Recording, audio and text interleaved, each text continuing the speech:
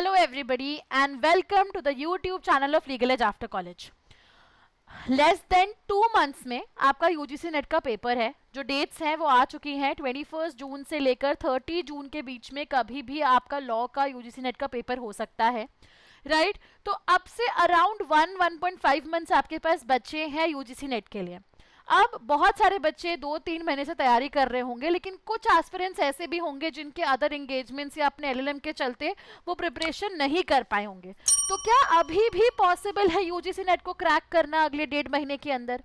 तो आज इस वीडियो में मैं आपको बताने वाली हूं कि एज अ बिगनर यदि अभी तक आपने तैयारी करनी शुरू नहीं की है तो आप कैसे अपनी तैयारी प्लान कर सकते हो, किन बातों का आपको अच्छे से ध्यान रखना है और आप पेपर क्रैक कर लोगे. एक बात हमें याद रखनी है, ये क्वालिफाइंग एग्जाम है.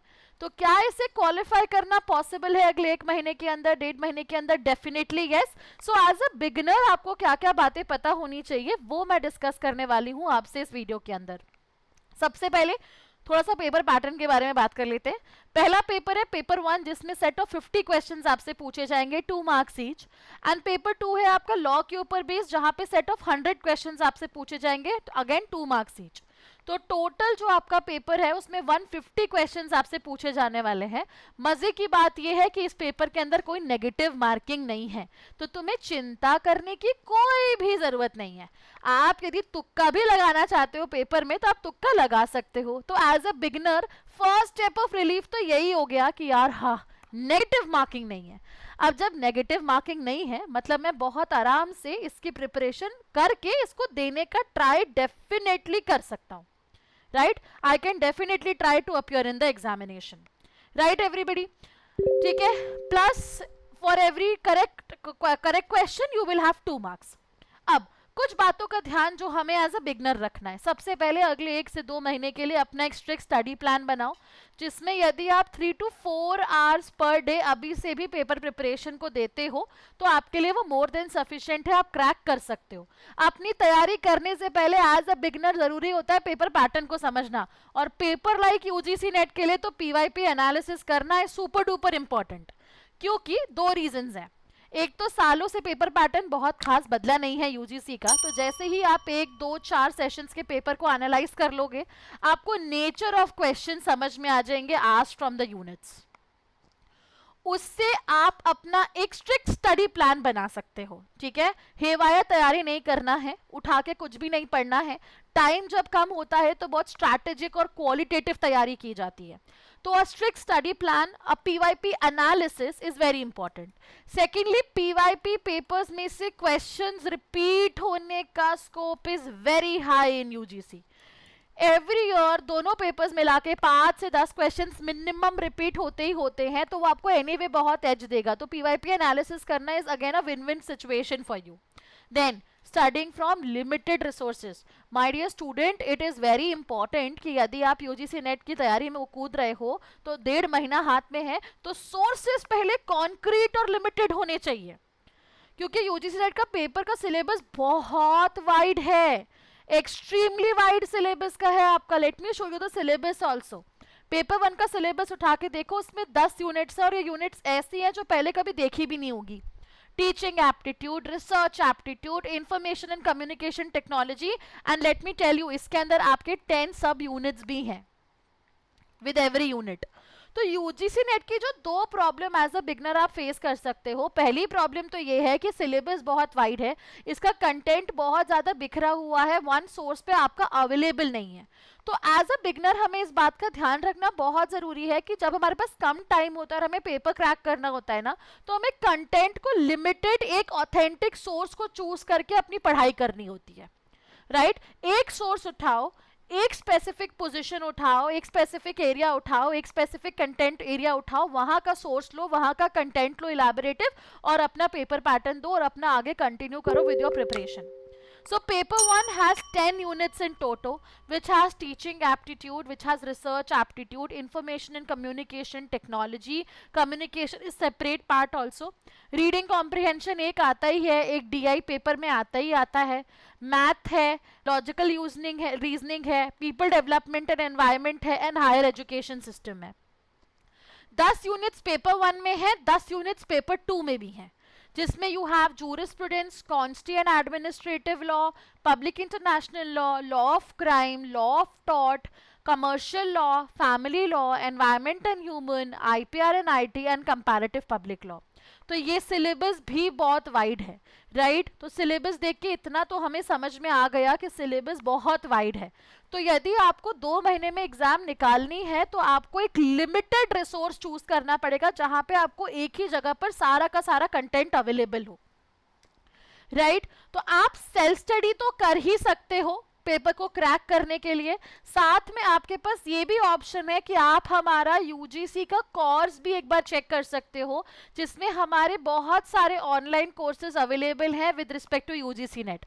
उसे देखने के लिए आपको करना क्या है, आपको टॉप रैंकर्स के पोर्टल पे जाकर यूजीसी नेट को सिलेक्ट करना है.